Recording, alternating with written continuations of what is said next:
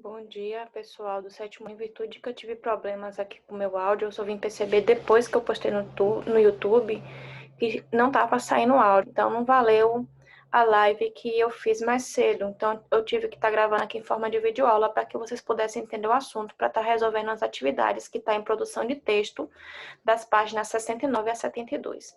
Então, aqui a gente vai estar iniciando a questão do poema visual. Poema visual, ele é chamado de visual porque ele vai ser formado de parte escrita, que é a forma verbal, e visual, que vai formar também um desenho. Então, vou estar lendo aqui para vocês explicando. Contextualizando. O texto que você vai ler é um poema visual chamado Pêndulo, do escritor Léo Cunha. Para compreendê-lo melhor, conheça um pouco sobre o concretismo e a poesia concreta e saiba como a tecnologia influenciou o seu desenvolvimento. Então, a gente vai ver, né, que houve um movimento literário chamado concretismo e que essa poesia foi falada concreta porque, além dela ser escrita, também formava uma imagem, um desenho que, juntamente com a questão escrita, né, dos versos, das palavras, formavam um desenho e a representação do desenho, juntamente com as palavras, elas tinham um significado, né, tanto escrito como visual. Então, concretismo do Brasil. O concretismo consagrou-se no Brasil em 1956, com a primeira Exposição Nacional de Arte Concreta e teve como principal inspiração o poeta francês Mallarmé. Em 1952, Haroldo de Campos, Augusto de Campos e Décio Pignatari haviam publicado uma antologia com poemas pré-concretos chamadas Noigandres I. Esses poetas ficariam conhecidos como a tríade concretista, graças à sua grande participação nesse movimento. Então, tríade porque eram três, né, que começaram a fazer esses poemas, que eram bem diferentes do que até então eram escritos na época e as pessoas costumavam ler. O poema no concretismo é geralmente visual e verbal, podendo ocupar todo o espaço da página, abolir os versos e a pontuação. Então, ele vai ocupar ou o espaço da página ou o centro da página, e ele vai tirar, né, a questão dos versos, as estrofes, como eram escritos antigamente, ou então alguns poemas que a gente vê hoje, né? Ele é diferente. E também vai tirar também a pontuação, ponto final, vírgula, algum outro sinal de pontuação. Vai existir algum sinal de pontuação? Pode ser que exista, pode ser que não. Mas na maioria das vezes vai ter ou quase nada de pontuação ou não vai existir sinal de pontuação nenhum.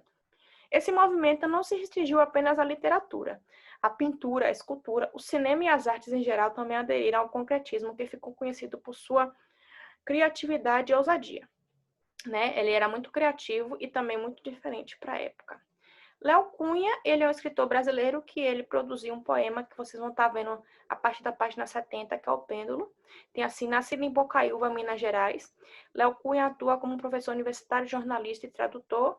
Seu principal público são as crianças e os jovens.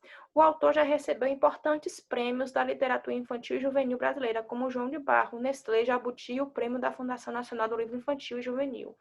Então, aqui está falando de suas principais obras, destacam-se Lápis Encantado, Ninguém Me Entende Nessa Casa e O Sabiá e a Girafa. Então, vai ter esse autor, Léo Cunha, ele escreveu esse poema que está aqui na página 70, que se chama O Pêndulo. Né? Aqui eu não vou estar podendo ler essa parte aqui, que a gente só poderia estar discutindo em sala de aula ou em live, né? Então, tem aqui O Pêndulo, que é esse poema que esse autor, Léo Cunha, ele escreveu. Olha só como é diferente, já não obedece mais à forma de versos, de estrofes e nem de rimas. Ele vai ter a criatividade com a forma de desenho, juntamente com a representação das palavras como elas estão dispostas, arrumadas. Tem assim, agora leia o poema visual e veja como ele se estrutura e de que assunto ele trata. Então, aqui ele já começa, né? O título já aparece aqui em cima, Pêndulo. Aqui, Pêndulo. No relógio de parede, os segundos brincam de gangorra. Então, vai, ó, o balanço do pêndulo, né? Que o pêndulo é como aquele relógio de parede que fica balançando, né?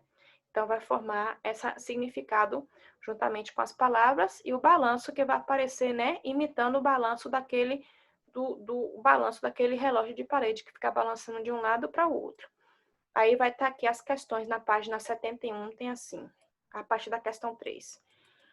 Aqui vai estar. No poema, o eu lírico compara o movimento do pêndulo a um objeto. Que objeto é esse? Você vai ter que procurar lá no poema, né? Que está na página anterior. B. De que forma esses dois objetos se aproximam? né, o movimento e o objeto que vai estar escrito lá no poema. Letra C, que outros objetos também poderiam ter sido comparados ao pêndulo. Né? Você vai imaginar algum objeto que tem o mesmo movimento do pêndulo ou do relógio. Aí aquilo, a questão aqui embaixo, explorando o poema visual, tem assim. O poema visual de Léo Cunha apresenta uma estrutura que se diferencia do poema Vento Perdido da página 51. Então tem um poema lá também, só que ele está organizado de forma diferente desse poema que tem aqui do Léo Cunha de Pêndulo. Letra A, o que é possível perceber diferente entre esses poemas? Você vai lá na página 51 e vai também nessa página, na página 70, e vai ver a diferença, principalmente na estrutura, na arrumação das palavras, né? Enquanto um tem alguma coisa, outro não tem, a questão das estrofes, dos versos, das rimas, né? Enquanto que no poema visual não vai existir esses elementos da estrutura do poema. O outro poema, que ele é mais tradicional, vai ter, você vai falar com suas palavras. Eu estou aqui dando um exemplo. Letra B, apesar das diferenças, porque os dois são considerados poemas, a falar da questão do significado da palavra, que o poema vai estar dando um novo significado, que vai falar também sobre a questão, que vai falando da questão do sentimento, vai trazer sensações ao leitor, você vai colocar com suas palavras. Aí tem aqui, na página 72, que a gente vai estar colocando, tem assim, questão 2. Analise com as letras e ou palavras foram organizadas nesse poema. Você vai lá no poema Pêndulo, na página 70, e vai ver. Letra A, o que essa disposição sugere, né? A questão da arrumação das palavras. Vai aparecer como? Vai sugerir o quê? Vai aparecer com o quê? Letra B, reescreva o texto do poema em prosa, ou seja, de forma corrida, como se fosse um texto todo. Letra C. Ao transcrevê-lo em prosa, o que é possível concluir em relação ao efeito de sentido? Vai permanecer o mesmo, né? Vai tirar a forma do desenho, vai continuar o mesmo sentido quando você vai escrever em forma de prosa aqui na letra B?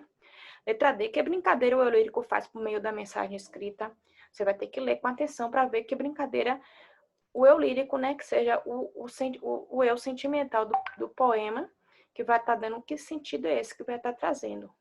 Aí aqui na letra D, né? Na questão 3, no caso, né? No final do poema foram empregadas as reticências. Que efeito de sentido elas criam no poema? Olha, o efeito geral das reticências é a questão do sentido de continuidade do pensamento ou da palavra que vai ser escrita ou falada. Aí você vai falar com suas palavras com base no que você entendeu na leitura do poema. Questão 4, temos assim. Por que o espaço gráfico, isto é, folha em papel, a folha em branco do papel é um aspecto importante do poema visual? Ou seja, né, quando o poeta ele vai escrever essa parte do poema no papel em branco, por que vai ter de importante nesse poema quando se dispõe as palavras, né, o efeito de sentido que vai causar? 5. De que forma o poema visual Pêndulo utiliza a folha em branco para construir o texto? Ou seja, né, de que forma ele vai construir esse poema, o Pêndulo, né? De que forma vai estar dispostas as palavras, o movimento que vai sugerir. Na página 73 temos assim. As imagens a seguir apresentam algumas possibilidades de distribuir e organizar as palavras em uma folha branca de papel. Observe-as. Em seguida, escolha uma delas para a realização desta atividade. Então, dessa imagem A e a imagem B.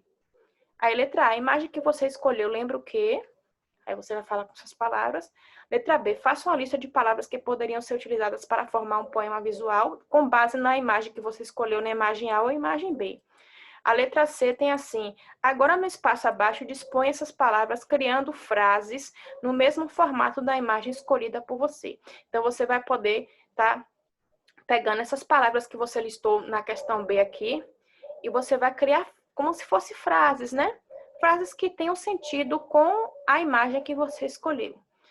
E no próximo espaço que tem aqui logo abaixo, né? Você vai estar fazendo isso, né? Voltando aqui. Aí você vai para a página 74, tem assim. Pesquise alguns poemas visuais em livros ou na internet. Escolha um e traga-o para a sala a fim de realizar essa atividade. Só que como a gente não está na sala, você tem que fazer individual mesmo. Você vai pesquisar na internet, você vai falar poema visual. Qualquer um que você escolher, que você achar mais interessante. Aí você tem assim na letra A, que imagem o poema escolhido forma, que você pesquisou. Letra B, que palavras foram empregadas e de que maneira elas se relacionam com a imagem formada, né? Você vai colocar quais foram as palavras empregadas nesse poema que você pesquisou. e de que forma elas têm a ver com a imagem, né? Questão 8 também está falando reúna-se com um colega, mas não tem como, né? Você tem que fazer individual também. E observem as imagens a seguir, faça uma lista de palavras que poderiam ser empregadas para cada imagem. Então, aqui tem 3 imagens, né? A imagem A, o tucano, o B, o menino soltando pipa, e o C, a bola no gramado de futebol no estádio. Você vai colocar palavras, né? Cada uma numa linha que tem a ver com as imagens, né? Pode ser que, por exemplo, a letra A coloca assim, animal, ave, selvagem, por exemplo, né? Você vai colocar palavras que têm a ver com essas imagens. Na página 75 tem assim, no caso aqui, você e seu colega, agora vai ser você, né? Escolher uma das imagens da atividade anterior, né? E tem assim, com base no que ela representa, faça um esboço de como vocês distribuiriam as palavras no espaço em branco, de modo a sugerir a imagem escolhida. Você não vai fazer logo esse poema visual, você vai fazer um esboço, é como se fosse um rascunho de como você poderia distribuir essa palavra de forma a formar o desenho. Mas não é assim definitivo, não. É como se fosse um rascunho, começando a fazer. E na letra B é que vocês vão formar logo você vai formar logo esse poema visual, de acordo com a imagem que você formou e com as palavras que você dispôs lá na página da questão anterior.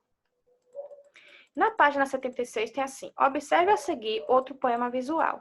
Olha o título desse poema, Canção para Ninar com Insônia. Canção para ninar gato com insônia, né? Aqui aparece, né, logo aqui em cima, que é o som, né, que representa dormindo, que é a onomatopeia. E aparece também uma outra onomatopeia, que é o ronronar do gato, né? Ron, ron, ron, e representa todo o corpo do gato. Não todo, mas a gente tem uma ideia quando a gente olha o desenho, né? A cabeça do gato com a orelha, com bigode, com o tronco, com o rabo do gato. Isso aqui vai sugerir, né, alguma coisa que tem a ver com o poema. Aí tem assim, letra A. Um dos recursos verbais possíveis para criar um poema visual são as onomatopeias. Identifique-as no poema e explique o que cada uma se refere. Então, tem 2 onomatopeias aqui, você vai transcrever, né? Não precisa ser, se for repetitivo, não precisa colocar várias vezes, não. Só coloca uma vez de cada e você vai escrever o que cada uma significa. Na página 77, temos assim, com base no significado das onomatopeias, qual a relação entre o seu emprego e a imagem visual formada? Quer dizer, aquelas onomatopeias que você colocou significado na questão anterior, qual a relação que existe entre o emprego dessas onomatopeias e a imagem que foi formada lá no poema? E a letra C, que outras palavras você acha que poderiam ser utilizadas para compor o poema e manter a mesma ideia? Isso aí é pessoal, né? Que outras palavras você poderia colocar nesse poema visual que vai sugerir a mesma ideia do sentido do poema, do gato lá.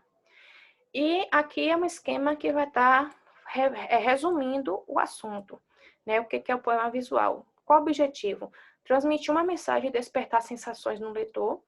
No caso, na maioria dos poemas vai ter uma mensagem realmente de reflexão ou também até para divertir o leitor. As características, associação em geral entre texto verbal e imagem para criar um efeito de sentido. E o público-alvo, todas as pessoas. Aqui em cima é importante aqui que está falando assim que o poema visual rompe com a concepção tradicional de poema, estruturado em versos e estrofes, porque utiliza recursos visuais e gráficos para se constituir uma harmoniosa relação entre forma e conteúdo. Então, esse poema visual ele vai estar fora do padrão do poema que a gente costuma ler, que vai estar organizado em estrofes, que é aquele cada bloco, né? Que vai estar organizado os versos, vai ter as rimas, e o poema visual não vai existir essa arrumação, porque ele vai ser constituída com a forma, né? A forma que vai ser o desenho que vai ser criado e o conteúdo que cada um vai completar o sentido do outro. Em questão de qualquer dúvida que vocês tiverem em 7º ano, pode estar me perguntando no privado, certo? Então, uma boa aula, boa atividade, viu? Até a próxima.